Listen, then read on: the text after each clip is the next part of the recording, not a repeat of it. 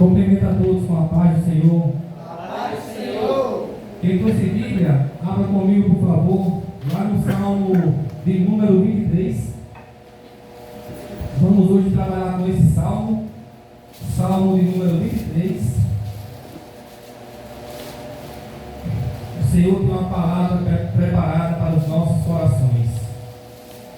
Hoje, enquanto os irmãos procuram, vou contar aqui um rápido testemunho do meu casamento hoje. Eu fui deixar 2 sacos de sementes. Fui deixar um lá no Rafael Trabalho e outro lá no Barretão. Quando eu chego aqui próximo ao altar de Canela, aí vem um enxame de abelhas. Pega no nosso peito, pega na viseira do capacete e um agarrou aqui no meu dedo. Aí graças a Deus que estava fechada a viseira. E foi um cara, se tivesse aberto, tinha entrado um cara dentro da minha viseira e talvez eu tivesse perdido o controle. Porque a gente é mototaxista, nem sempre andamos com a viseira fechada, porque tem momento que não dá. E nesse momento, para a honra e glória do Senhor, eu estava com a viseira fechada e eu parei a moto novamente, tirei o colete, como ele entrando alguma dentro da minha roupa, mas só pegou um aqui. Mas só uma picada doeu bastante, viu? Imagina um bocado. Imagina os cravos. É o quê? Imagina os cravos. Sim, mas os cravos, nosso Senhor teve que passar por nós. Todos compraram, meus amados irmãos? Salmo de número 23, versículo 1 em diante. No título está assim: Deus, o nosso pastor. O salmista Davi foi quem escreveu esse salmo. Salmo de número 23, verso do 1 em diante, está escrito assim: O Senhor é o meu pastor, nada me faltará. Ele me faz descansar em pastos verdes e me leva a águas tranquilas. O Senhor, ó Senhor, renova as minhas forças e me guia por caminhos certos, como Ele mesmo prometeu.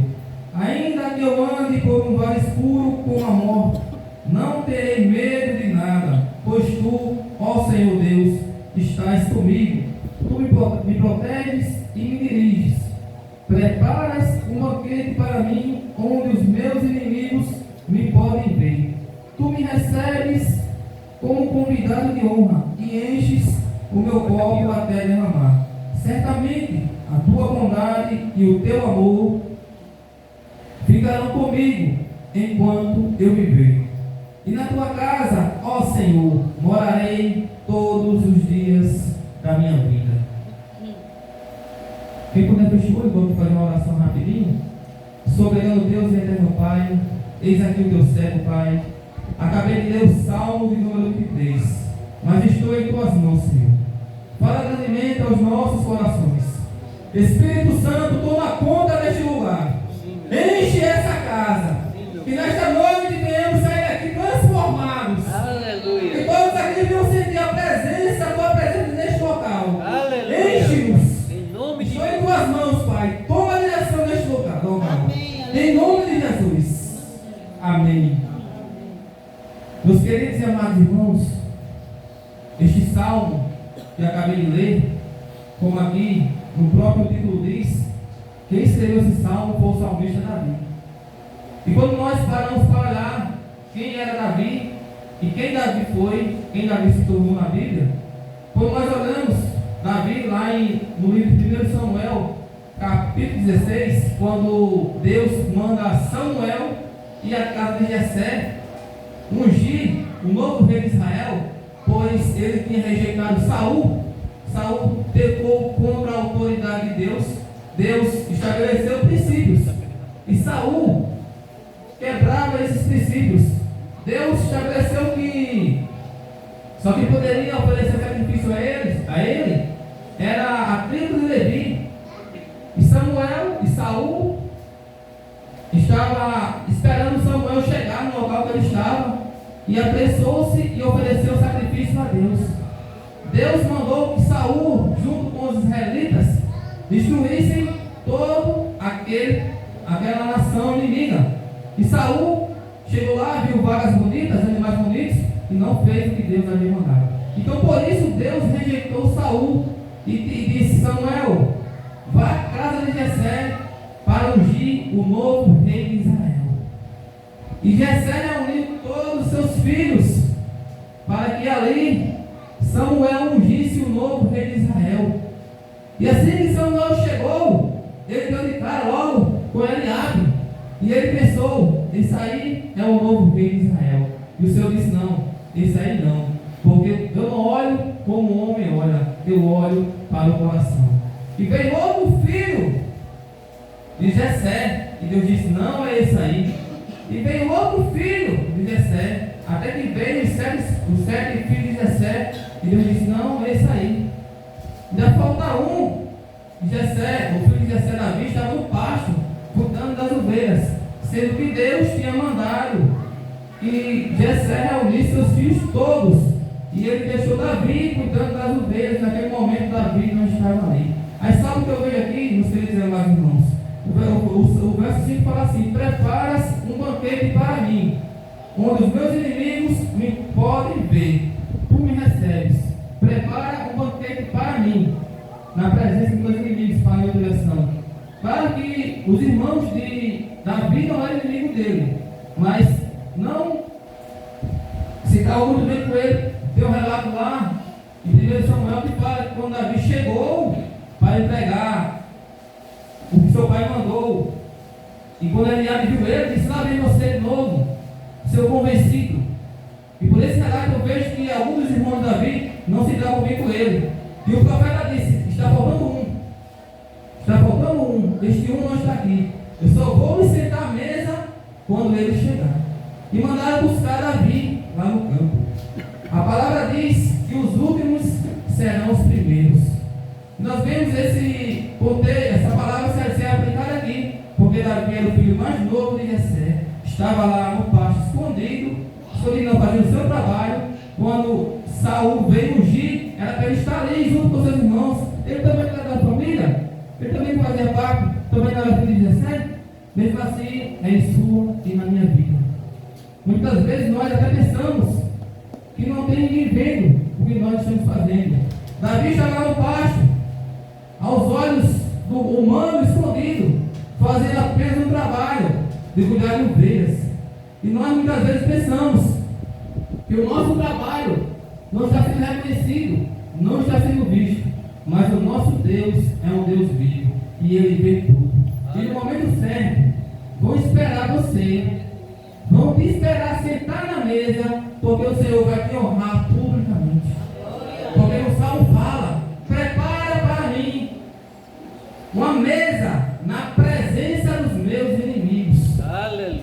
Claro que aqui os amigos, irmãos, novamente falando, de Davi não eram inimigos dele, mas tiveram que esperar Davi chegar. Samuel falou: eu só me sento na mesa quando ele chegar. E diz o texto que Samuel ungiu Davi na frente dos irmãos dele. Glória a Deus. Meus queridos e amados irmãos, o Senhor é meu pastor, nada me faltará. O Senhor é o meu pastor, nada me faltará. Aquele que tem o Senhor Jesus como seu pastor, eu gosto mais da tradução da NVI, que fala assim: o Senhor é o meu pastor, de nada terei falta. Aleluia. Porque quando nós olhamos esse texto, se nós não nos aprofundarmos nele, nós vamos pensar que vamos ter tudo o que queremos aqui na terra. Senhor, quero uma Lamborghini. Senhor, quero uma casa na beira da praia. Senhor, quero isso. Não. O texto, para que nós entendamos, é melhor ler na NVI. Fala assim: o Senhor é meu pastor, de nada terei falta. Porque aquilo que falta, a presença do Senhor em nossas vidas preenche. Porque quantas vezes nós não vemos pessoas com condição financeira tirar a sua própria vida, e nós vemos pessoas que muitas vezes aos olhos humanos não tem nada, e vocês veem que são pessoas felizes. Eu me encanto quando eu vejo o Senhor que mora aqui no meio do Vitalino, que cata em reciclagem. É alegria em pessoa. Você encontra com ele, pastor, na frente de fora, aquela alegria, aquela animação, aquele papo. Quando você diz, enquanto uma pessoa rica é uma pessoa antipática, é preocupada. Tem uma dona na loja que eu chego lá, ela parece que está com raiva todo dia. Mas só que eu vejo que ela é preocupada com uma loja grande, ela fica olhando para o funcionário, fica olhando para o campo, olhando para o outro, e não tem paz. E uma pessoa que está na rua, catando reciclagem, você vê que ela é uma pessoa feliz. Então, a presença do Senhor preenche o que falta nela.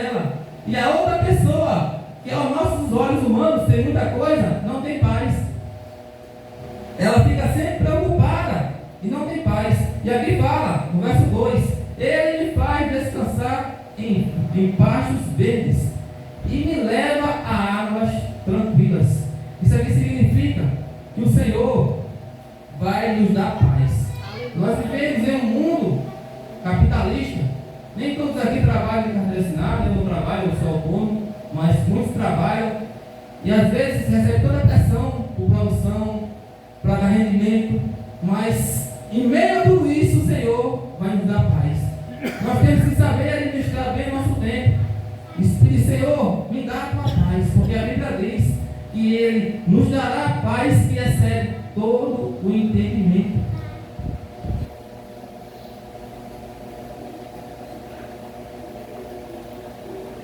E no verso 3 fala: ó Senhor, renova as minhas forças e me guia por caminhos certos. Ó Senhor, renova as minhas forças. Quantos aqui de nós chegamos aqui ao um culto que nem esse, o culto do avivamento, para adorar o Senhor fracos, muitas vezes espiritualmente, muitas vezes até fisicamente? Mas nessa noite aqui é noite de renovo. O Senhor te trouxe aqui nesta noite para impactar a sua vida. O Senhor te trouxe aqui esta noite para transformar a sua vida. Porque o Senhor promete aqui que renovará as nossas forças.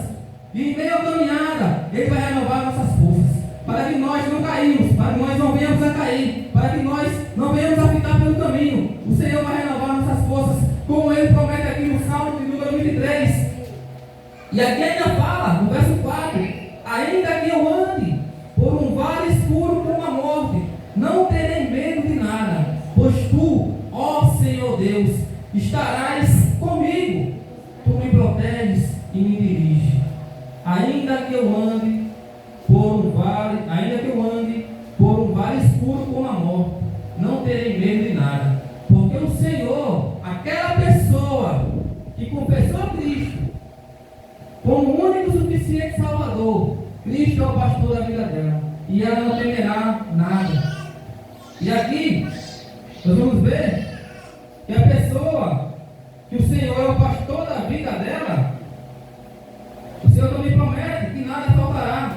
Nós vemos que o servo Elias estava lá, profetizou que durante 3 anos e meio não choveria, e ele teve que se sair da cidade por um tempo, mas o Senhor não deixou faltar a provisão para o seu filho. Ele mandava, mesmo em meio à improbabilidade, através de um povo, levar o sustento para Elias. Porque o Senhor, Abraão disse, Ele é Jeová Jireh, Ele é o Deus que provê. Ele proveu ontem, Ele proveu hoje, e Ele vai prover amanhã na sua e na minha vida. Creia nisso, porque o Senhor é Jeová Jireh, Ele é o Deus que provê. No verso 5 fala: preparas um banquete para mim, onde os meus inimigos me podem ver. Tu me recebes como um convidado de honra e enche o meu copo até derramar. Aqui é um costume que os judeus tinham quando recebiam o convidado. Nessa versão não fala, mas na outra fala que unges a minha cabeça com óleo, até que meu cálice se transborde. E no verso 6 fala: certamente a tua bondade e o teu amor ficarão comigo enquanto eu viver, e na tua casa, ó Senhor, morarei todos os dias da minha vida. Certamente a tua bondade e o teu amor ficarão comigo enquanto eu viver, e na tua casa, ó Senhor, morarei todos os dias da minha vida. Meus queridos e amados irmãos, não devemos perder a presença do Senhor, porque a Bíblia diz que Saul fez tudo de errado. E eu leio esse texto hoje, em 1 Samuel, capítulo 16, pastor Adalto. Eu olhei assim e disse, porque a gente pensa que Deus não faz nada de mal para a gente. Aí eu olhei o texto e disse, Deus tirou o espírito de Saul e colocou o espírito do mal para atormentar ele. Aí eu fiquei olhando o texto e disse, por que Deus? Porque o Senhor fez isso? Tirou o espírito santo que estava em Saul e colocou um espírito para atormentar Saul. Aí eu continuei lendo, porque eu ia pregar aqui, não queria sair do foco. Aí eu comecei a achar a história boa, comecei a ler, e eu vou entender. Aí comecei a ler, eu entendi. Porque o Senhor, Samuel tinha ungido Davi, mas Davi não virou logo rei. Davi continuou fazendo o seu trabalho, cuidando de ovelha, dando o seu melhor para cuidar das ovelhas do seu pai. E o Senhor queria inverter, não posso falar, os últimos serão os primeiros. E Saul, perturbado pelo espírito mal, mandou buscar alguém que soubesse tocar harpa. Aqui eu estou dando que fala lira, mas é harpa. E quem sabia tocar harpa bem? Quem? Vamos ler só esse texto aqui, antes de caminhar para concluir. 1 Samuel, capítulo 17, eu acho, só para caminhar para concluir. Isso aqui me chamou a atenção. Deus tirou o espírito de Saul, porque Saul não queria obedecer a Deus, não se arrependia do que fazia errado, e colocou o espírito mal para atormentar ele. E eu entendi nesse texto, porque o Senhor queria trazer Davi para exaltar Davi. E Davi começou a tocar harpa. E vamos aqui ver no capítulo 16, verso 18. 16, verso 18.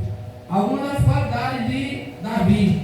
Davi, mesmo antes de ser rei, mesmo no anonimato, ele já estava se preparando. Aqui nós vamos ver muitas das qualidades dele. Acharam? 16, 1 Samuel, capítulo 16, versículo 18. Fala assim: um dos empregados respondeu: Jessé, da cidade de Belém, tem um filho que é bom músico, ele também é valente, bom soldado, fala bem, tem boa aparência. Olha aqui, sim.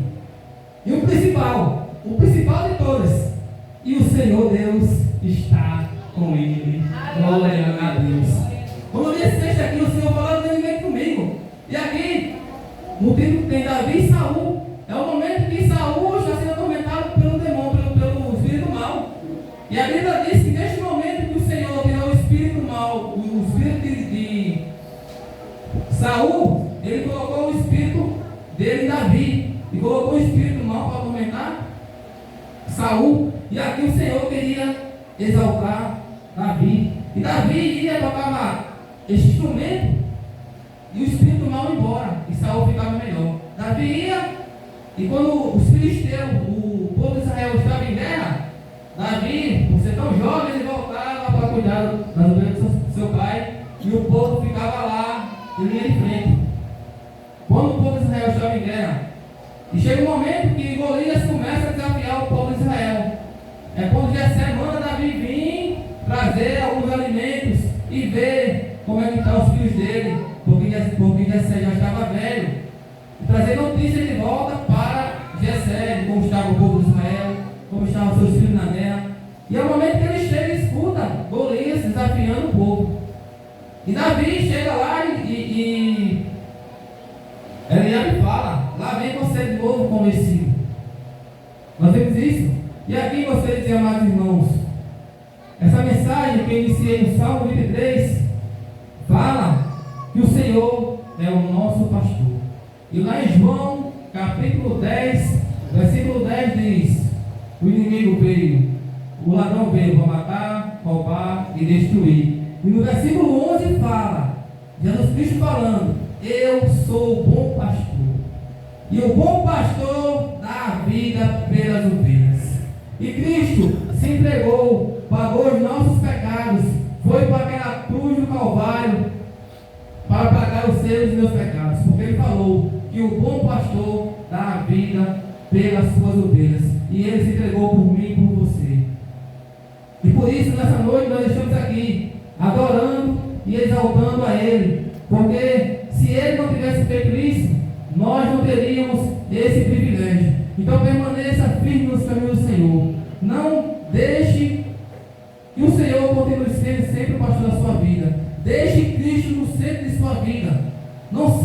caminho do Senhor, porque o salmista aqui fala: certamente a tua bondade me acompanhará, e longos dias morarei na tua casa.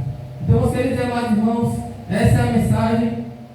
Vou ensinar um pouco mais breve, porque tem alguns avisos para dar. Eu vou até combinar irmãos diante, porque estamos próximo do aniversário, por favor.